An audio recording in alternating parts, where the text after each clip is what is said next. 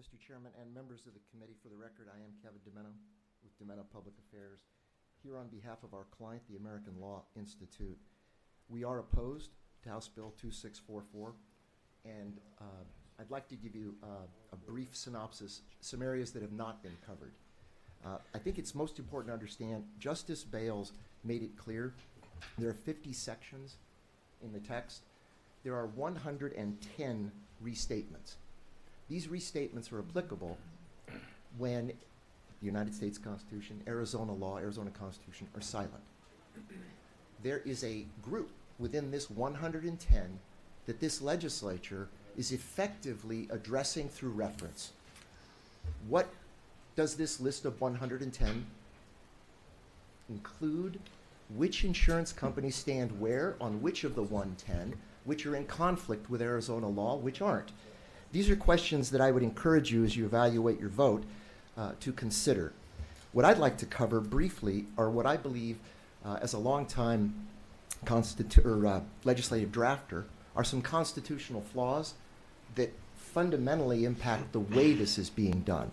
Briefly, this is, in my opinion, goes right to the heart of separation of powers. There are rules of court that instruct judges and everyone in the system on what to reference, what not to reference. Typically, these are produced by the courts.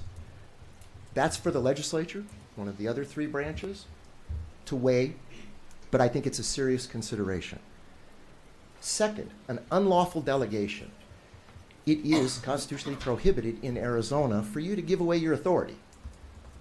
By prohibiting, check, that is a synonym for ban.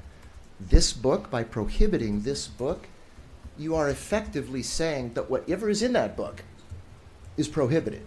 Heaven forbid they go change the book. That's a delegation. Third, and I think most pressing, Arizona is wonderful because we're the last state in the continental United States to organize.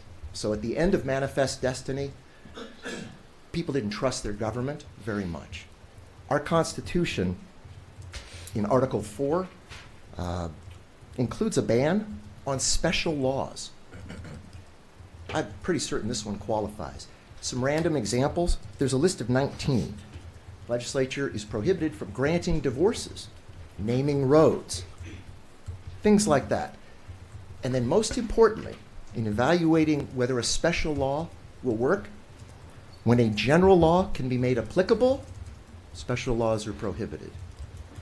Years ago, a rules attorney explained when we were talking in legislative terms about a bookman that you can't ban Alice in Wonderland. You have to ban the fantasy section. So this source of reference for judges, for other attorneys, is in play in 13 other states. I believe we're the 14th. There's a reason we don't make special laws, because this legislature should go into the list of 110, determine what belongs in Arizona and what doesn't, rather than delegate that authority elsewhere through a poorly drawn special statute. We encourage you to oppose this. Happy to stand for any questions. Thank you. Members, any questions? Okay.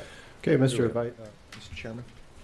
Thank you, Mr. Chair. Mr. DeMenna, so we've been talking a bit about other states and the way that they've treated restatements, and I'm wondering if you can speak to that. What has been the process for this going through other states?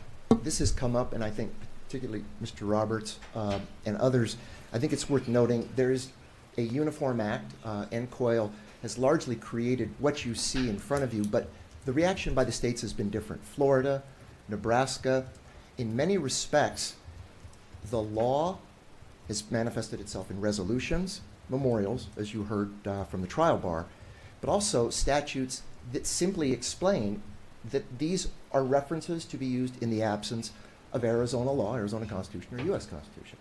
There are offensive portions to this language that might be something we can treat with, but fundamentally other states have found a path through this that we didn't find objectionable, largely through resolutions and memorials. Thank you for that. That's a good aspect of this, I think, to be on the record. Thank you.